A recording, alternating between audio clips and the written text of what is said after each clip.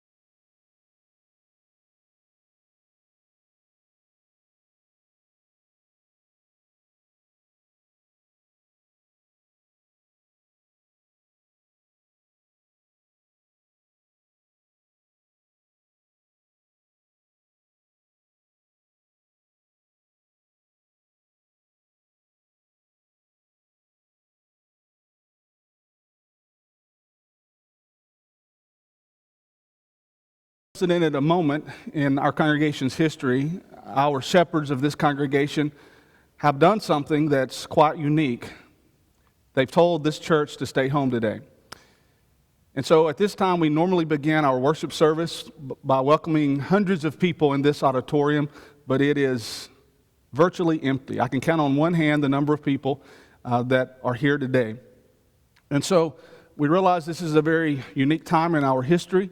It's a unique time for the church, and today we want to communicate with you. We want to encourage you, and I'm sitting here with two unique men, two men who are shepherds of this congregation, but also medical doctors, and they have some information that we believe will be useful and helpful to you during this time of panic and during this time of fear. The decisions this church has made over the last few days, the ministers and elders making decisions about what to do, how to handle this, especially how to communicate this to our congregation, even what we should do today.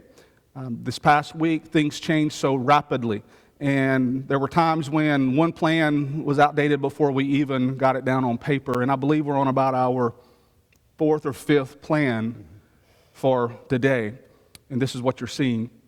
And so these men have a unique perspective. They want to share some information with you, and then I want to share some information with you in a spiritual sense. They can do that as well as elders and as doctors.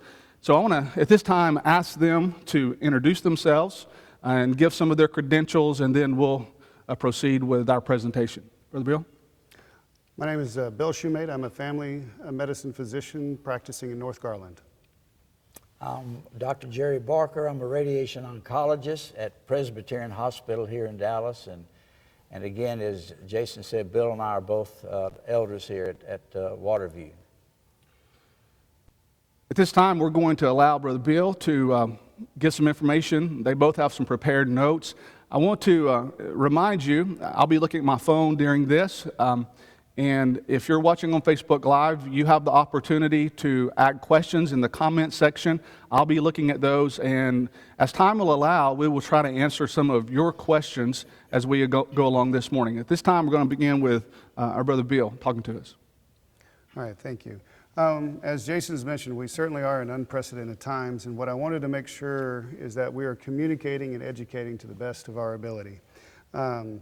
Yeah, as far as communication, I want to make sure that we get real and talk about the specifics that are going on, what we're facing with, but also to dispel some false information that I'm hearing, not only on media, but also as patients are coming in to my practice as well. Provide a few COVID-19 basics and then talk about the CDC's response on how to protect yourself, how to protect others, and then hopefully during this entire process, what you'll find is that there is hope here. From a 50,000-foot view, and Jerry will be talking to some of this as well, from a healthcare and government agencies, we're just unprepared. We were not ready for something of this magnitude, this rapidity coming through. So up until now, we've been in a mode of containment. That is, keep the virus at one spot and preventing it from spreading. We're beyond that. Now we are in a fight for preventing or slowing the spread of the virus. If we can do that, then we'll take lessons from the 1918 Spanish flu pandemic and we can slow the burden on our healthcare system and we can decrease death rates if we do this properly. I was going to speak to prevalence of the disease. Prevalence means how many people are going to contract it. In the US, the estimation is that 20 to 70% will develop some form of this disease. That means 2 out of 10 to 7 out of 10 people that we know are going to have symptoms. The timing, and I think that's extremely important right now, is the spread is occurring now. The spread happens when 1 to 2 days before symptoms begin, and so therefore you feel fine up until mild symptoms. It's only later, a week or so into this, that the more severe symptoms happen. So doing something now is important. We're all looking at disease experts and trying to find out what's going on, but it seems like next weekend, Sunday the 23rd and beyond, is when the more severe symptoms and death rates in the United States should be starting. Right now, it's all about wanting to know about testing and who has it and who doesn't. Our problem is we have a shortage in the United States on testing supplies. We might have the swabs to collect a sample, but we don't have enough of the viral media transport kits to put the swab in. I'm getting emails over the weekend from the Texas Medical Board asking how many viral transport tubes I have and counting so we can do an inventory. If we have enough viral transport medium, then we don't have enough tests. The government is requiring or has sent tests in the mail. It's like the proverbial check in the mail. It's not here yet. So we are their government is wanting independent hospitals and private labs to create their own tests, vet their tests, and then ramp up the production of that. Since it's, yes? Can I interrupt here for a second? We were getting some comments on Facebook. People were saying they're having trouble hearing you. Is your mic on? The power on? It is on. Okay, good deal. All right, Robert, we may need to get a little bit more volume here. Can I move it up? Okay, didn't mean to interrupt. Go ahead. All right. In regards to the testing supplies and so we have a limited amount of capacity in regards to there's a lot of reverb. There's a limited amount of capacity as far as COVID-19 testing.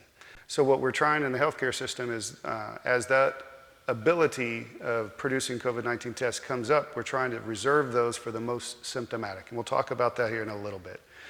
Our healthcare system capacity, maybe we've got about 1 million beds in the United States, and estimations are all over, but roughly we feel that it's going to be somewhere between 2 million to 20 million patients are going to need hospital admissions. If all that happens at once, as you can tell, our healthcare system is not going to be able to handle that. So slowing the spread of the virus will decrease the demand on our beleaguered healthcare system. This is the flattening of the curve. This is the flattening of the curve effect. So if we can do that and take the lessons learned from the Philadelphia response and the St. Louis response of the 1918 Spanish flu pandemic, Philadelphia did not do quarantine. They had a higher death rate. St. Louis closed venues, closed congregations as far as congregations of people and billiard halls and that kind of a thing. And as such, they had a lower death rate. So we need to do things like that now. I did want to stress that our understanding of this process is rapidly evolving, like you just mentioned. Baylor system on Wednesday changed their stance 3 times. So because of this, there's going to be differing recommendations, and it's all due to lots of fluid factors as far as Was that decision made on 1 hour ago information or 2 days ago information? So I just encourage people to understand that there's going to be disparate information. Try not to be frustrated with that, and flex and flow with it. In the military, we used the term improvise, overcome, and adapt, and I think that's very advisable here. We need to be fluid. I wanted to go on to some basic COVID-19 facts. Okay. This is, again, some things that are changing, but I hear a lot of weird information out there. So I wanted to make sure we're speaking specifically. As we already know, this is a novel or a new coronavirus, the 7th type to affect humans. 4 of them are common cold-like syndromes. 3 are more severe. SARS that developed, it was first emerged in 2002. The MERS that followed in 2012, and now this one. The symptoms, and Jerry and I are going to go about different ways, but symptoms, they can merge from simple cough, cold, flu-like syndromes, all the way up to some kind of form of respiratory failure, pneumonia, ARDS specifically. What we are in the medical industry trying to focus on are those tracks of patients that are going to the more severe form. And that means we're focusing on 3 key symptoms: fever with cough and or fever with shortness of breath. That's going to be the kind of individuals that we're most interested in testing with COVID-19 testing, and those that might need the most medical resources. The good news, and I think the hope that can be achieved through here, is that the severity of the disease for most people, and that means 80% or so is what we're feeling, is going to have a mild symptom, cold-like, minimal, maybe flu-like. They're going to recover and do fine. 15%, and these are again rough numbers and they keep changing depending upon disease, states, and countries, but roughly 15% will have severe disease, and what I'm referring to is those with cough and shortness of breath specifically. 4% will go on to have critical disease needing hospitalization, probably ICU vent care, and somewhere around 1%-ish will have fatal disease. The estimates that I'm hearing is 0.25% in the US to 3% as far as potential death rates. Now, I think it's extremely important to understand that those that develop the most severe forms of illness are those that typically are 60 and over and have multiple medical conditions. When we look at some of the facts, it seems like the 10-year-olds and younger are fairly protected against the fatal form of the disease. And it goes up by decade from there, with the ramping up of the curve, if you will, starting at 60. So that's why we're focusing on trying to ensure that those people, while they're still healthy, don't congregate and do social distancing. In regards to spread, I think this is important to understand why some of the recommendations that we're going to be talking about are occurring is how does the disease spread?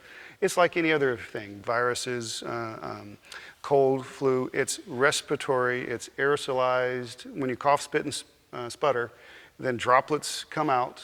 The larger droplets can travel distances. The other is aerosolized and can stay aloft for hours at a time. Baylor is using the 2-hour rule. If someone is suspected of having COVID-19, we leave the room for 2 hours unattended. Allows for multiple air exchanges, then we go in and clean it. Some studies say it may last up to 4 hours aerosolized into the air. So that's the main thing. When these are cough-driven, and you're in close contact, those can then get into your eyes, nose, and mouth. The 3 basic ways that it can spread. And so that's why it's very important, some of the next recommendations we'll have. The other way it's transmitted or spread are by fomites. Fomites are anything that's inanimate. So I cough, spit, sputter, it's on this table, it's on the door handle that I just touched. It can live, there are varying labs that say different things, but it may last from hours, some people say up to days, 2 to 3 days on a surface. It all depends on if it's wood or if it's metal or plastic that has different life spans. But whatever the case, there's something on the surface. So when you touch something and then you touch your face, because we all, as soon as we're told that we can't scratch our face, that's when we have the itches and we want to scratch. So when we scratch an eye, we rub a nose, we touch our mouth, we have just now potentially infected ourselves. So that's the way it spread, and you'll see that's why some of the coming recommendations. The incubation seems to be from 2 to 14 days, from the time of exposure to the time that you may or may not have clinical symptoms is 2 to 14 days. The studies I'm seeing from the UK seems most are in the 5 to 7 day range, but that's why we have a 2-week isolation recommendation after you've had a COVID-19 positive contact. And the contagiousness of this virus is at least the same as flu, if not more. And so it's highly infectious, and the ability to spread disease starts 1 to 2 days even before you're symptomatic. When you feel fine, you still can be spreading. Okay. And so that's kind of the difficult problem here, is we can be spreading even though we don't know we're sick. I wanted to finish just on some education on how to treat yourself and how to protect yourself and how to protect others. The CDC has done a remarkable job, and I'm going to be taking these directly from them. And how to protect yourself so you don't get sick are basically 2 things. Clean your hands often and avoid close contact. Hopefully on the website we'll have some URL links. And on this, what I have, a lot of the information I see is go wash your hands and wash for 20 seconds, and then good. There's not a lot of specifics, but in these 2 videos, one being a very cute little 6-year-old teaching all the specific hand movements and the butterflies and the milking the cow and all the different things, and then another, a more British flavored public service announcement kind of thing. Those are very well done to show the specifics, step by step by step, how to properly wash your hands. In the medical care industry, we don't do a good enough job with this, and so I've been teaching my staff and doing presentations for our staff so we can all be on the same page. If you don't like the video format, we'll also have some links for the World Health Organization. They have some pictures, step by step, how to do it with soap and water, which is best. If you don't have soap and water, then instant hand sanitizer. There's a handout for that one. And if you don't have either of those, just simple water, volume of water. That's better than nothing. So that's cleaning your hands often, washing your hands before you touch your face. If you touch that fomite, then touched your face, well, then you just spread it. So wash your hands before you touch your face. The second one, as far as protecting yourself, avoid close contact. The reason for that is what we just said as far as the transmission. If you're within, close contact is defined, I should point this out, as being 15 minutes within 6 feet of other people. So the more people that you're together with and congregated with, then there's more close contact, there's more potential to spread, there's more potential to infect yourself. So that's when you hear all this flavor of social distancing, it's that getting that distance between. How to protect, I want to finish with just how to protect others. And again, it's the CDC website. Stay home if you're sick. It's amazing how many people don't comply with that, and it's amazing how many people are going through our screens at clinic saying one thing and coming through so they can get through to say something different. If you're sick, stay home. If you have fevers, stay home.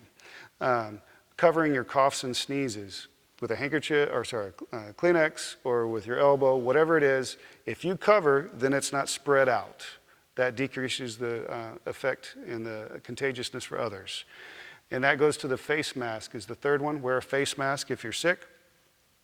We have I don't have enough face masks in my clinic, so you can't use when I'm interacting with patients until we have 2 levels of review and we've already had exposure, because there's not enough face masks for us to use.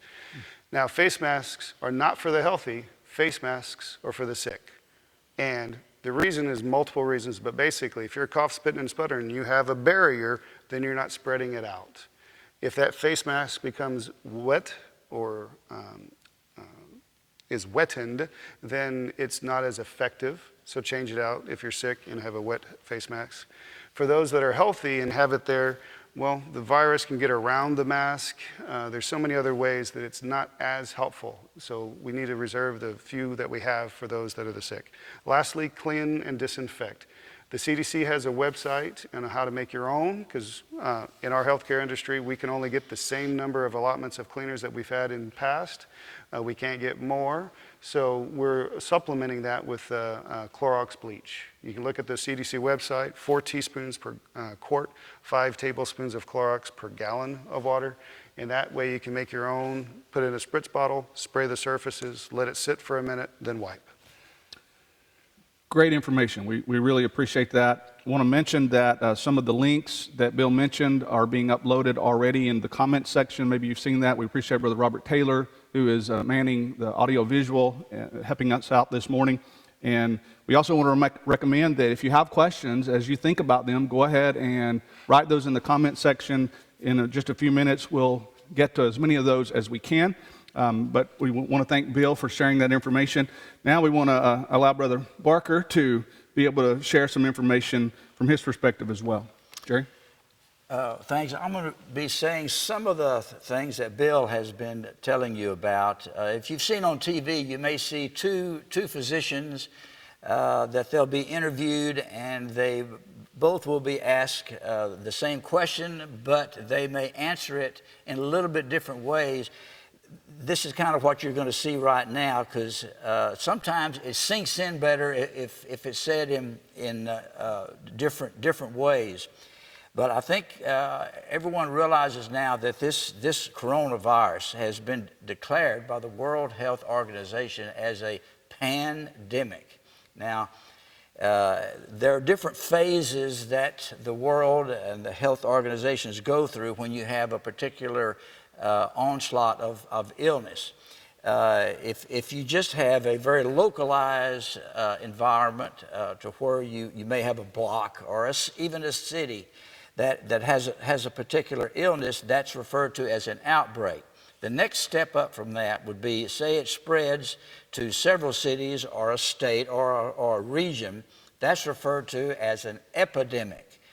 Well, the outbreak and the epidemic, the health authorities try to contain it at that point, and containment is the main effort. You try to keep it from spreading. However, I think you can quickly realize by the World Health Organization calling this now a pandemic, the horse is out of the barn.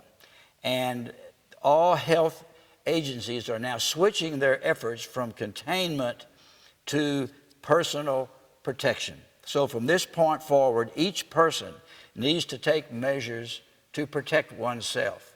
It's all around us, people, and we need to be honest about it and do the right thing. Everyone needs to understand that this is a new virus, a brand new virus. No one has any immunity or antibodies to this whatsoever. Experts think that unless drastic measures are taken for isolation, that at least 50% of the American people is going to be infected. The German people, they think they're going to have about a 70% infection rate very quickly. Italy, I'm sure you've heard, is much, much higher than that. And the World Health Organization expects the number of cases and, unfortunately, the number of deaths to increase. Since this pandemic is really just now getting started, we really don't have a clue, as Bill pointed out, as to just how serious this is going to develop. In just the past 96 hours, just about all of the large local hospitals have initiated very strict, almost draconian isolation policies. And I know you've heard that the U.S. government and really governments around the world are initiating policies that include not only strict isolation, but the next step of canceling large group meetings.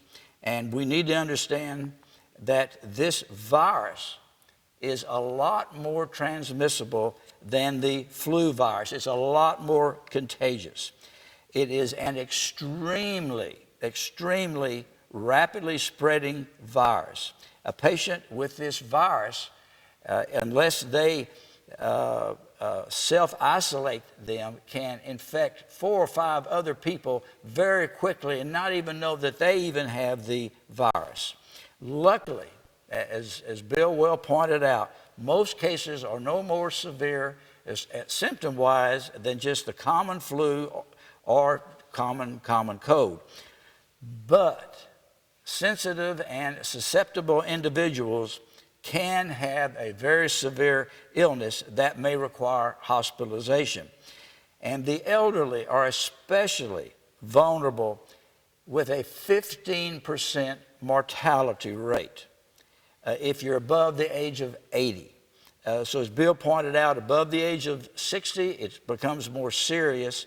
And so far, this virus, from what we can tell, has about 10 times the mortality rate of the flu.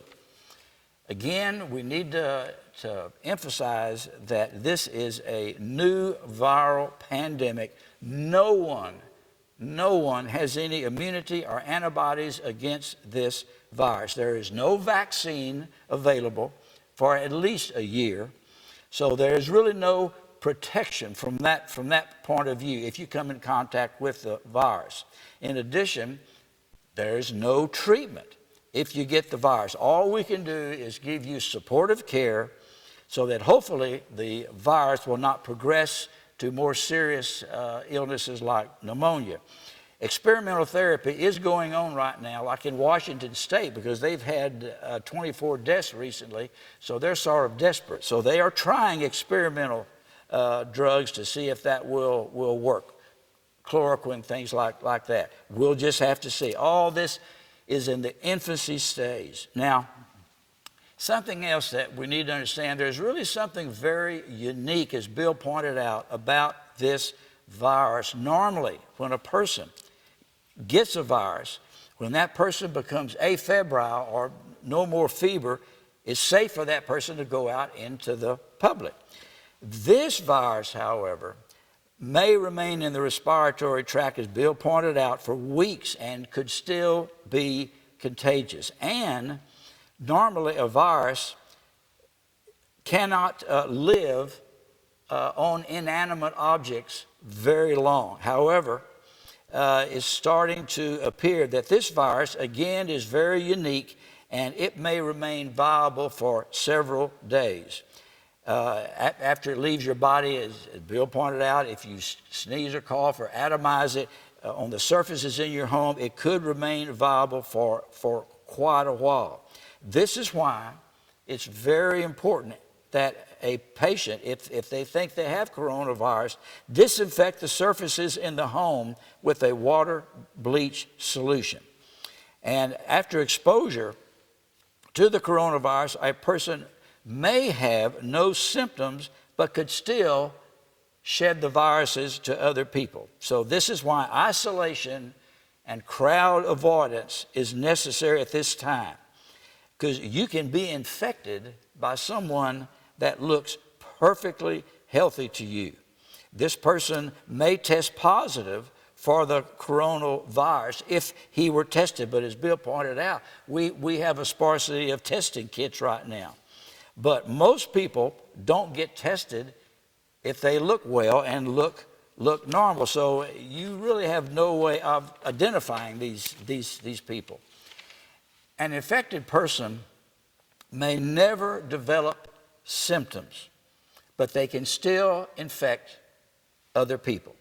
So if an infected person does develop symptoms, the symptoms may not develop for 2 to 5 days after they've been exposed to the coronavirus. If you get this virus, you can shed viruses to your environment for up to 14 days. So this is why that you're hearing on the news media that suspected coronavirus patients should be quarantined for 14 days. So, again, we'll just reiterate some of this. What are the symptoms if an infected person gets the virus and becomes symptomatic? It's mainly threefold: a cough, fever, and shortness of breath. The problem with that sounds a whole lot like the common flu, doesn't it? So you may not be able to tell the difference. And without a test, Bill and I can't tell the difference if it's just a viral illness, a mild case of the flu, unless you test positive to the coronavirus. But there's the catch-22. We just don't have enough tests right now. Now, what do you do if you develop these symptoms? The first thing, and this may sound a little strange, do not go to your doctor's office and do not go to the ER. All you're going to do is infect other people, Call your doctor, explain to him your symptoms, and if the doctor thinks you have the flu, he may prescribe Tamiflu or something like that for you. But unless you're really sick, he's going to tell you, stay home, hydrate yourself to hopefully prevent pneumonia. However, if you start to develop really severe chest pain, severe shortness of breath, again, have a conversation with your doctor, but undoubtedly he's going to tell you to get to the emergency room because you may be developing pneumonia and you may have to be admitted for supported care. Now, again, if you start to have symptoms but have mild symptoms, and if you test positive, if a test is available to you, and if you test positive for the coronavirus, then it's important to self-quarantine yourself again for 14 days.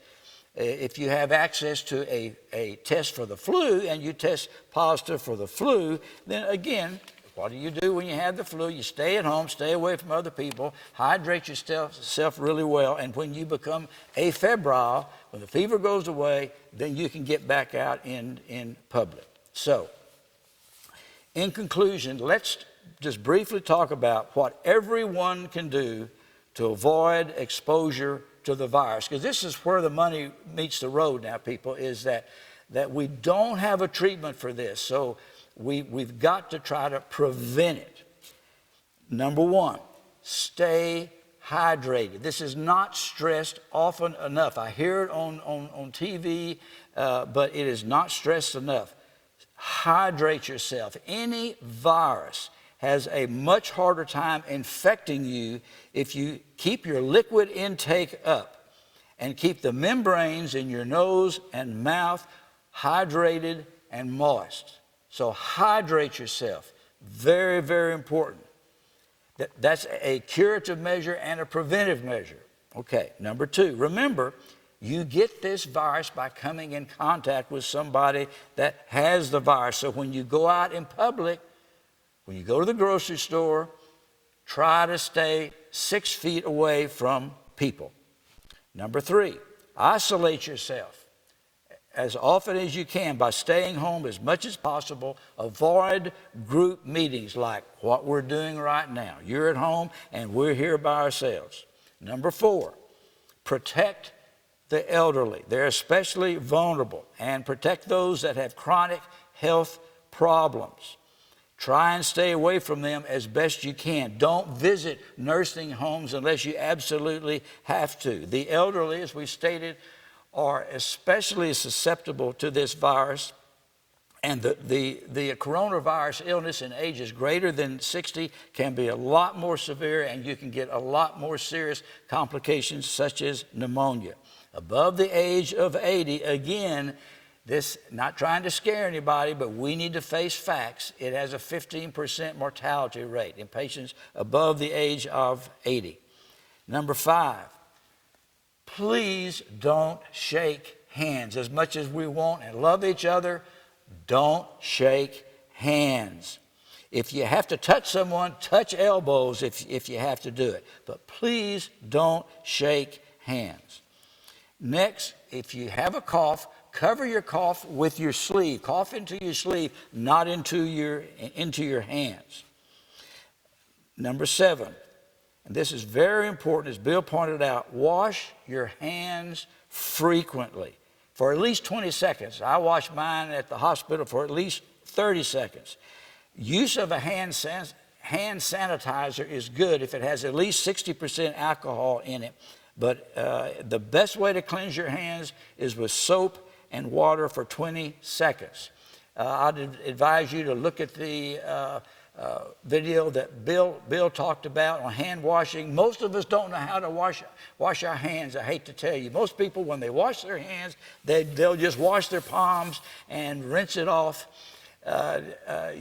You have to look at each finger as if it has four surfaces, the palmar surface, the dorsal surface, and then the two sides. And you have to wash all surfaces of every finger when you wash your hands if you really want to remove viruses. And I think I heard Bill say this, if you're in a situation where you have running water, but there's no soap, it is amazing how many viruses you can remove from your hands by holding it under, doing the same actions with your hands, but holding it under just running water for several seconds. So just to reiterate, Yes. if somebody doesn't have access to soap and water, they can wash their hands with just water, and that Yes. is somewhat effective. Correct. Okay. Correct. Yes. Yes. It's good information. Yes. Next, clean the surfaces in your home, especially if you have someone that contracts this coronavirus. Clean it with a bleach and water solution. As Bill pointed out, a very good solution is 5 tablespoons of bleach to a gallon of water, or 4 teaspoons of bleach to a quart of water. Very, very effective. And lastly, the most common way to contract this virus, or even flu virus, any virus, is to touch your eyes, nose, or your mouth with unwashed hands. Learn to scratch your eyes and your mouth and your nose with your arm and not your fingers. And we need to teach our kids this. Very, very important.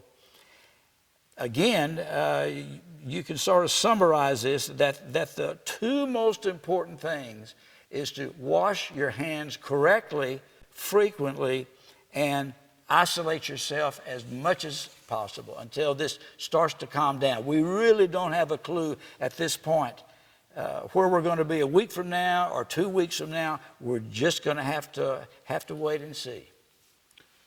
This is great information.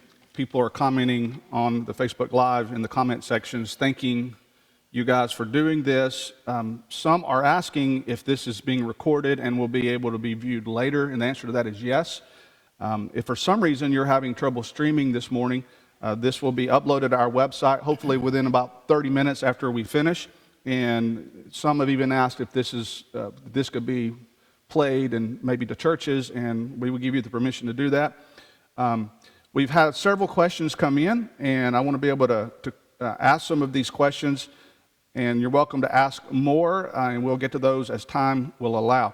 One question that has come in is if you have the non-COVID condition, should you see a doctor or delay to another date? In other words, if you're sick but not with this, should you go to your doctor? So as of Monday, Baylor is going to be implementing a strategy in that regard as well. So we have primary, secondary screenings, and so if you're sick, but there's no fever with cough or fever with shortness of breath, so you've passed those screening tests, we're having those, if you can treat it with simple, common, over-the-counter things, then stay home. But if not, you can come into the clinic, and then we will screen for flu and strep and treat appropriately. We ask those that have those specific symptoms, however, in my system, where there's a MyChart or a patient portal, for those patients, if they are sick enough, they can go to that portal, they can look at the questions that we're going to answer, and do you have possibly COVID-19 symptoms, and they're going to be directed to a e-visit, an electronic visit, a telemedicine visit, and then as Jerry was mentioning, as we're ramping up the COVID-19 testing sites, those patients that are possibly COVID-19 positive, we're going to have drive-through stations set up throughout the Metroplex. One starts Monday. My clinic that I'm going to be working with is going to start 2 Mondays from now, so 8 days from now.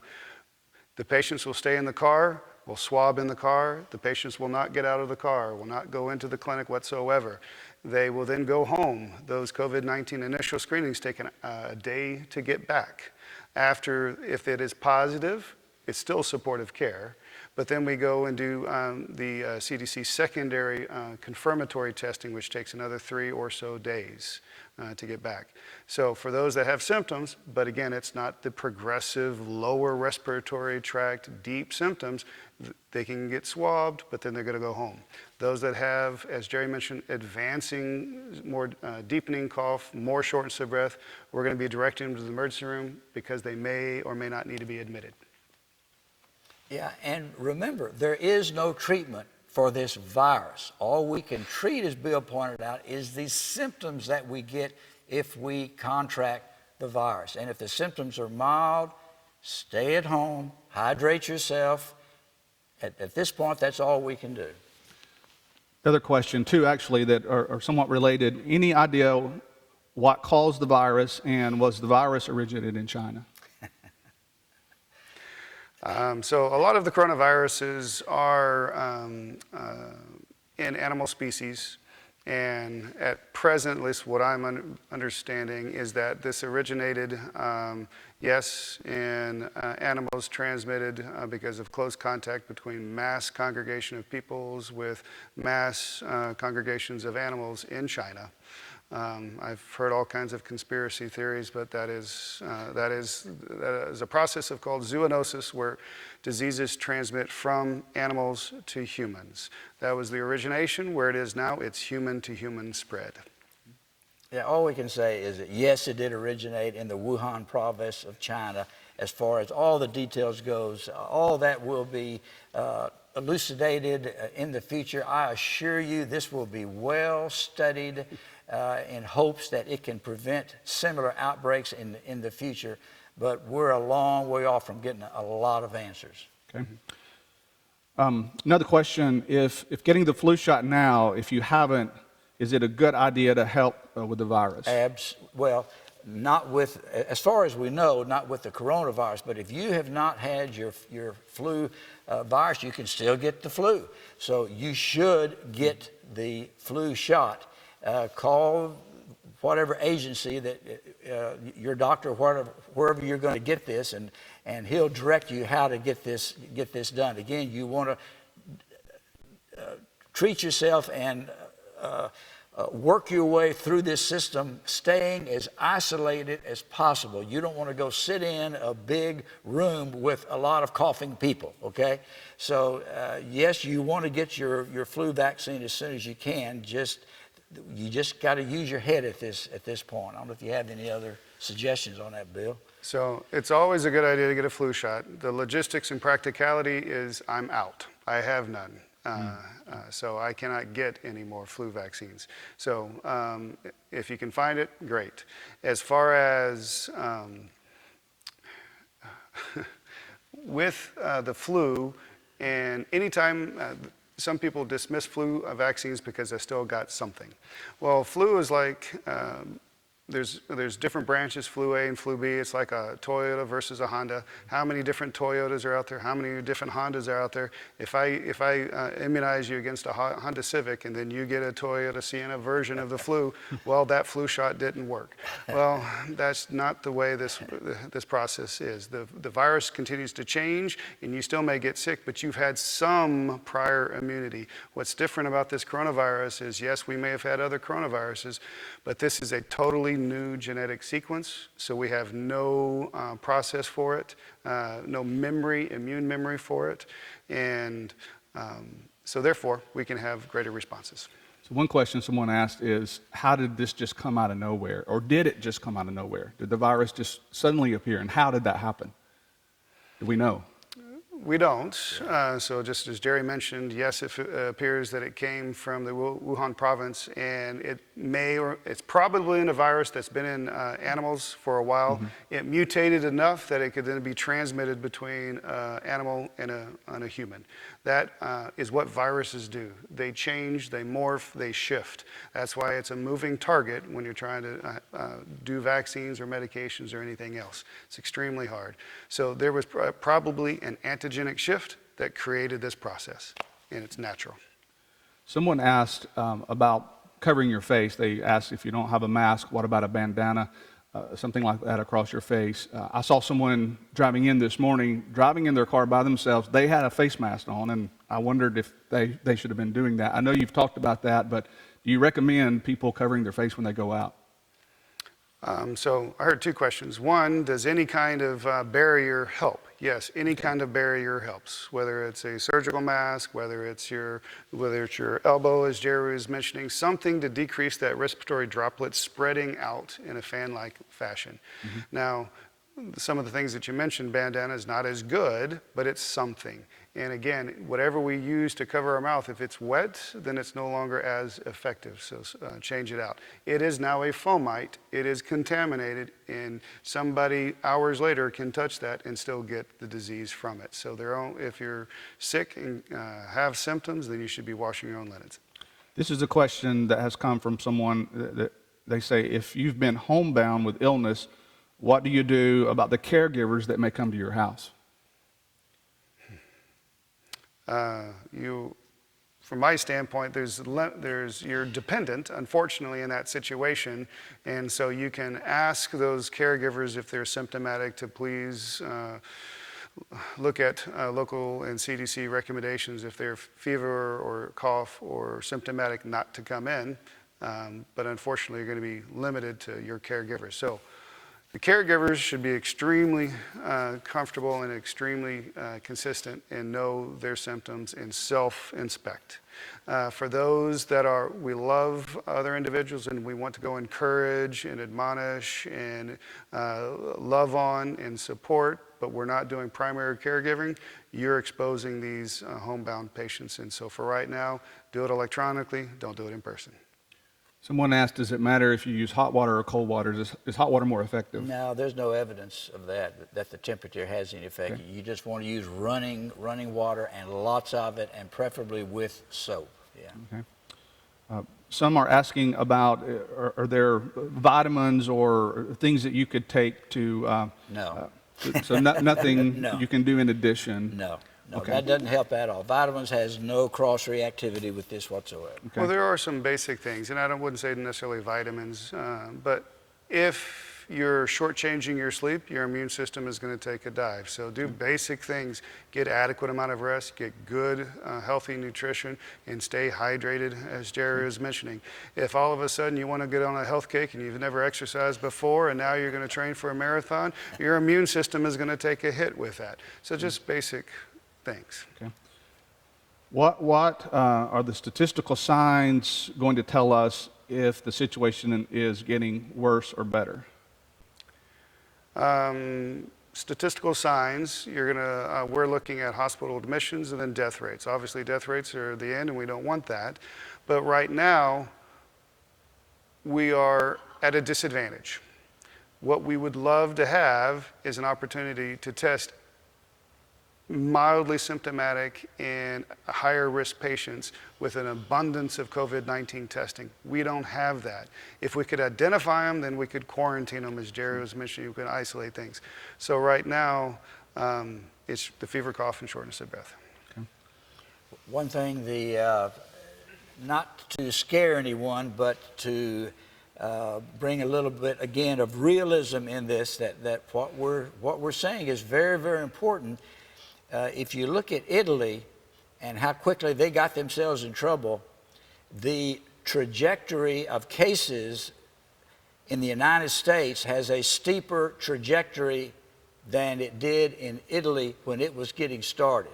Again, not trying to scare anybody, but the point is this is why the government and hospitals and physicians are putting forth these very strict isolation measures, because something has to be done quick so that we don't wind up like Italy. Okay. What about humidifiers? Any help, advantage? Anything that keeps the mucous membranes moist, that's not a substitute for lots of water. Right. You still want to drink lots of liquid. But yes, humidifiers, of course, you have to watch a catch-22 there. I'd like Bill's input on this. When you have a humidifier that atomizes things in the air, if you have a sick person in that room, you don't want the virus distributed, so that they are recommending that you have the room that the sick person is in, if possible, ventilated to the outside, a window open and all that. Don't close them off. You close yourself off as much as you can from that person, except when you have to go in there and help them. And then make sure, again, that the sick person has the mask.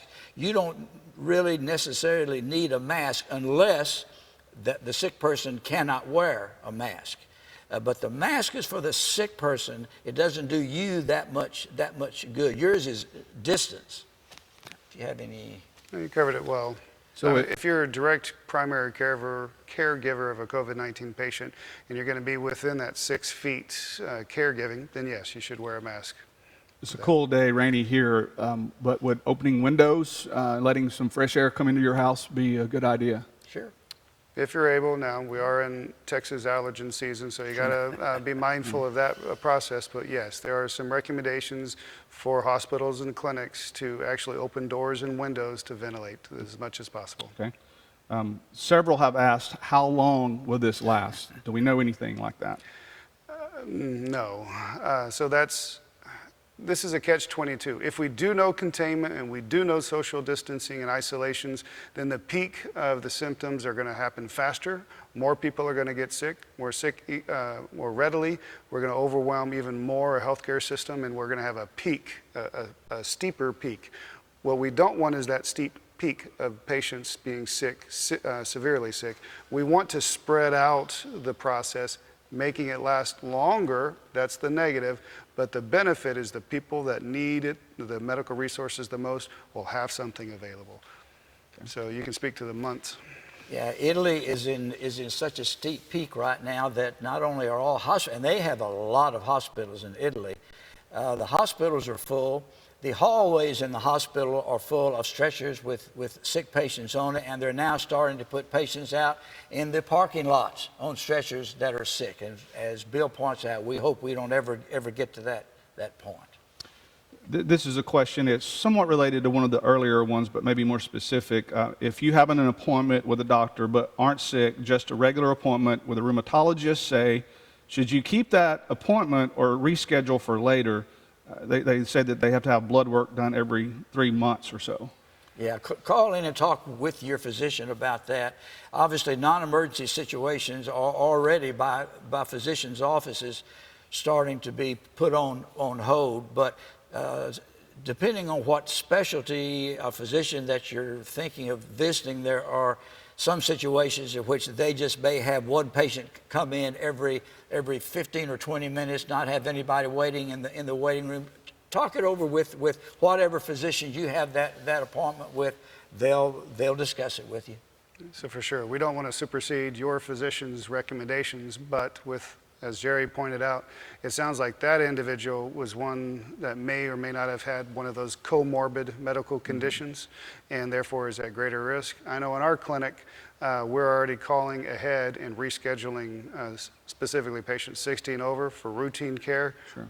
We're going to see you in every physician is different, but I'm saying 2 to 3 months from now. Okay. Yeah, where it gets really tough, like in my field of treating cancer patients with radiation works best if you don't have big lapses from day to day in the treatment. So some specialists have no choice. I have to put myself in harm's way, unfortunately, because we've got 50 patients under treatment in our clinic, and they have cancer, and they need their treatments desperately. So we have to have different approaches to it. And again, any questions on that, contact whatever doctor's office that you're dealing with, and each little specialty is a different world, and they'll advise you accordingly. If I could follow up on Sure. that one. Everybody wants full answers for the exact timing and determination and months ahead. We can't even predict hours ahead. So do you understand, if we're saying to put things off for several months, it may be a totally different landscape in a week or 2 weeks from now. So just take that as a grain of salt. Okay. Someone asked about changing out filters in their homes, air conditioning filters and things such as that. Any help there? Makes their air conditioner work better if they did, but what about the coronavirus? As far as filtering the coronavirus, no. Okay. It's just Do your regular maintenance when you need to do your regular maintenance. And someone that's sick, if it's possible, if they're on a different ventilation system, then keep them in a different ventilation system, a whole different air conditioning system. A lot of us are not going to be with different ventilation systems, so they're going to be kept in a different room. Okay. Yeah, the ventilation systems in the average house is not fit to remove viruses. They're way too small.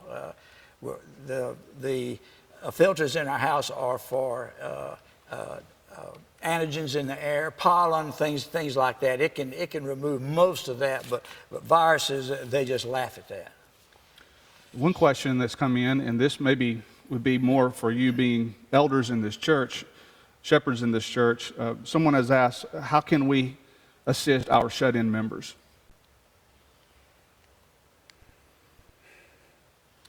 That's a good question. Yeah, that's a tough one. Let's put a little bit more Stay- meat on that. Suppose we know that they're sick, Right. and they're shut in, and maybe they don't have family members. What could some people from the church do to maybe assist them? Right. You can do a lot of communication, like what we're talking about here.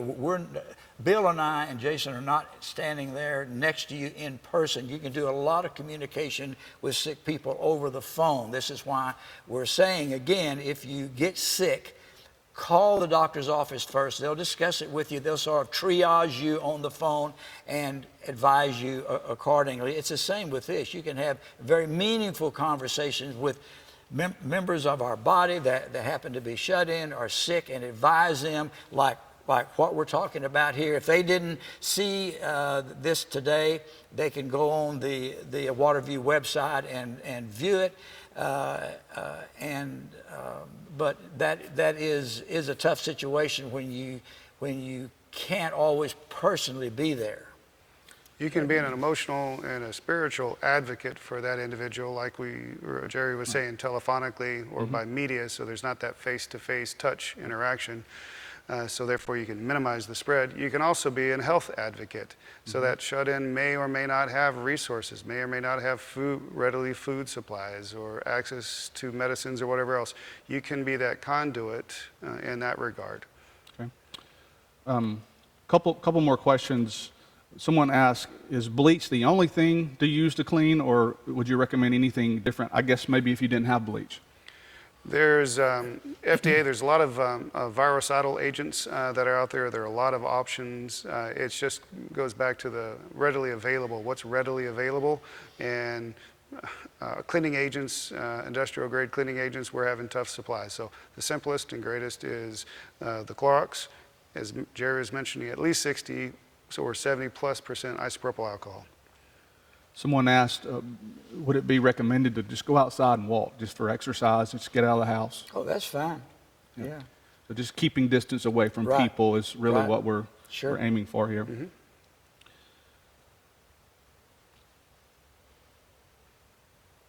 Here's another question. Does UV sunlight kill the virus? Not that I'm aware of.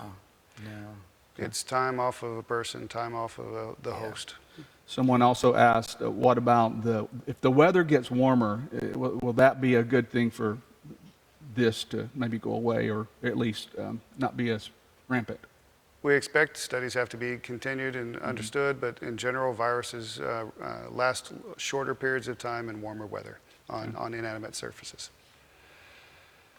We continue to get questions. Someone asked, what about hydrogen peroxide? I don't know, I mean, that's a cathartic agent, but I don't know of any virucidal component to that. Yeah, that's more bactericidal. Yeah. Okay. All right.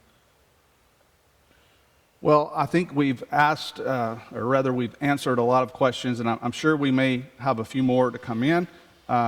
We said that we would answer as many as we could as time would allow. We're approaching 1 hour right now, and so I want to thank Dr. Barker and Dr. Shumate for their words of wisdom. We've gotten so many comments. I've been watching them come in, and people are thanking you for this, and they're saying this information is great.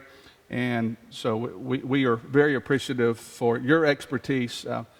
Bill is my doctor. I don't want Jerry to ever be my doctor. From radiation, yes. Yeah, that's correct.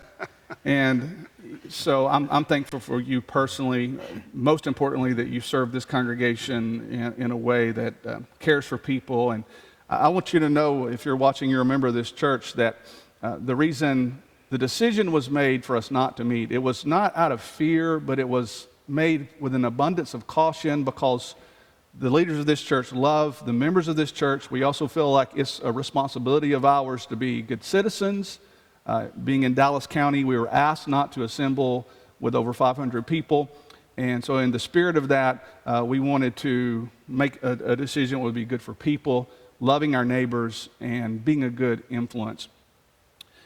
I Sure. can say this. You may want to invite Bill and I have obviously done a lot of research on this, and we're paying attention as an outreach measure to your friends and neighbors. You may want to invite them over to your house, or have them go on the waterview.org website and see it, and have a follow-up with them on the phone, and invite them to come to church with you. Again, use every opportunity that you can to not only take care of yourself physically, but we obviously are interested in the spiritual health of everyone.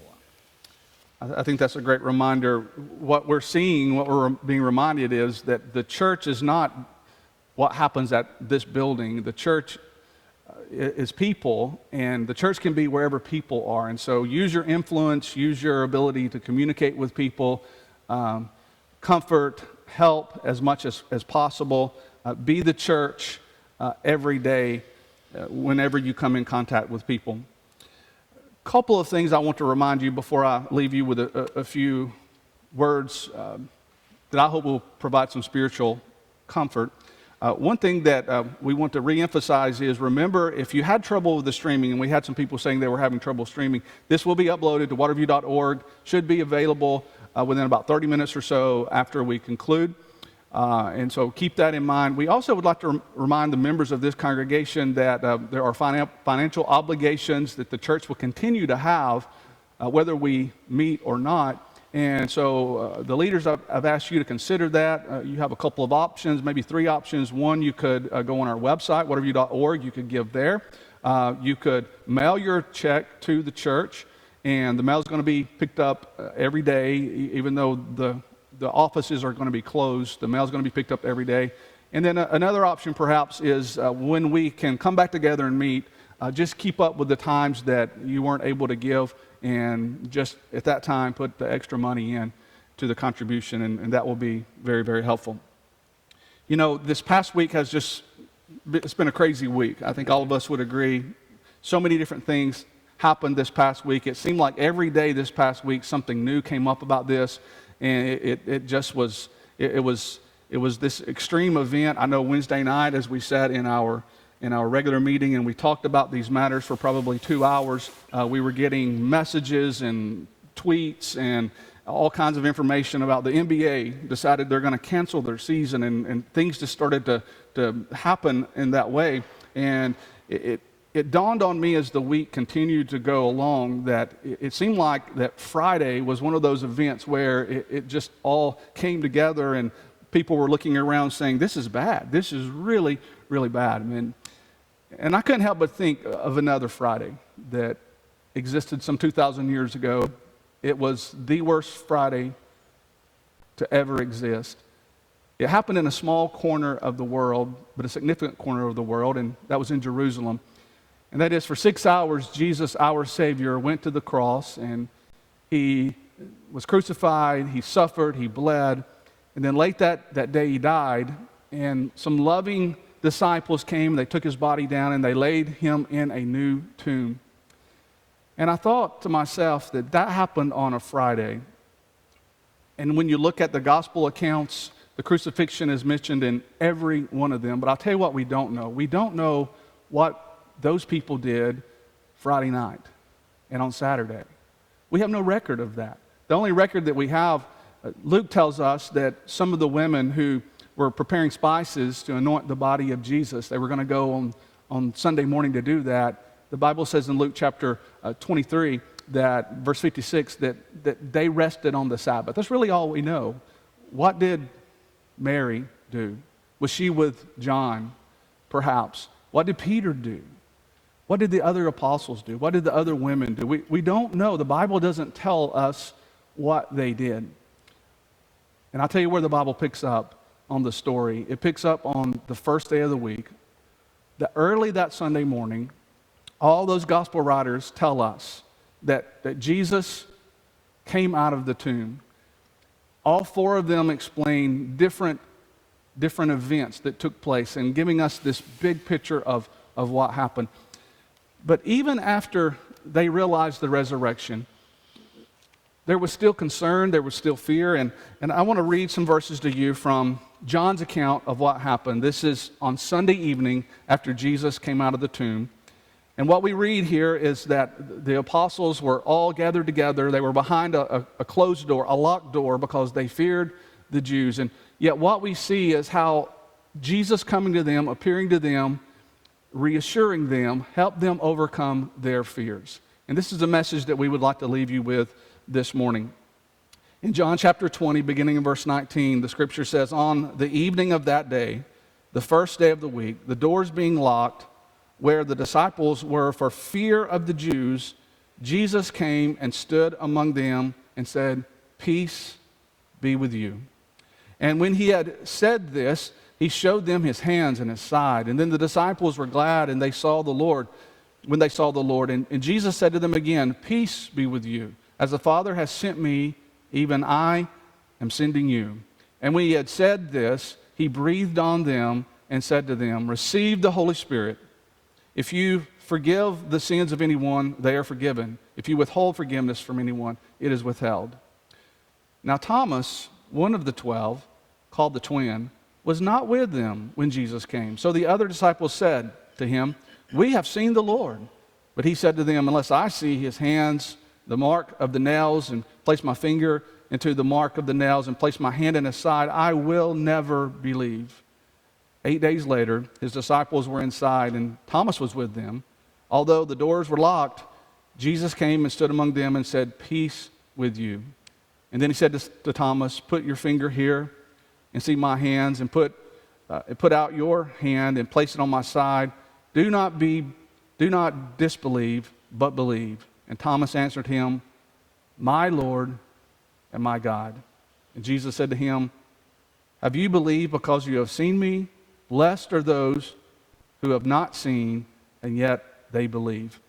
I want to remind you that in this week of fear, panic, despair, Jesus changes things when he shows up. These men were scared, they were afraid, and yet when Jesus came, things changed. Where there is fear, Jesus brings peace.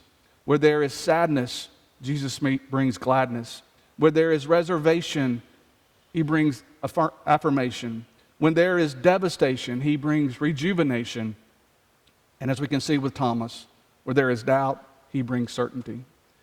That's the message that we want to leave with you today. As followers of Jesus Christ, we believe that Jesus makes a difference. When he came out of the tomb, everything changed. Everything changed. And now we, even though we're dealing with these terrible times, we can be confident of our relationship with the Lord. The President of the United States has declared that today should be a national day of prayer. And so we would like to end this presentation with another one of our shepherds, a man that this church loves to hear pray, Trey Curington. He's going to come and close out our presentation by leading us in a prayer. We hope that you'll pray with us. Brother Trey. Together. Father, we're thankful for the opportunity to gather this morning, albeit in a very different way than normal, through the use of technology. We pray that the time spent gathered as families or as other small groups has been a blessing and has strengthened the faith of us all. We pray that the things that have been said here this morning, Father, have hit their mark, that they've informed us and they've encouraged us. We're thankful for Jerry and for Bill and for their expertise and for their willingness to lead in a difficult time. We're told in the book of James, Father, that we should consider it pure joy when we suffer hardships of all kinds, that it will prove us, that it will make us complete. We read that and we hear that and we believe that, Father, but that doesn't make it easy to go through. It's our prayer, Father, that we would apply that lesson to our lives right now. Be with us through this time as some do suffer. Be with us as a body and be with us individually. Be with each member as we navigate this period of time that is different and that is strange, but not impossible. It's our prayer that no member of this congregation is affected by this illness, Father. We thank you for Jason's words. They've already been a blessing to us this week and this morning as he looks through your word for answers. And finally, on this National Day of Prayer, Father, which we all agree is a good thing, we would pray that every day is a day of prayer for us. Prayer is a blessing beyond compare, Father, and we pray that, especially at this time, that we pray without ceasing. Go with us, Father, through these next few days, weeks, and months. We pray that you would guide this eldership as we look to your word for answers. Be with Waterview as we go through this, and with our country. Our prayer, Father, is a strength of character and a deeper faith would be the outcome from this experience. It's a prayer we offer in the name of your Son, Jesus. Amen. Amen.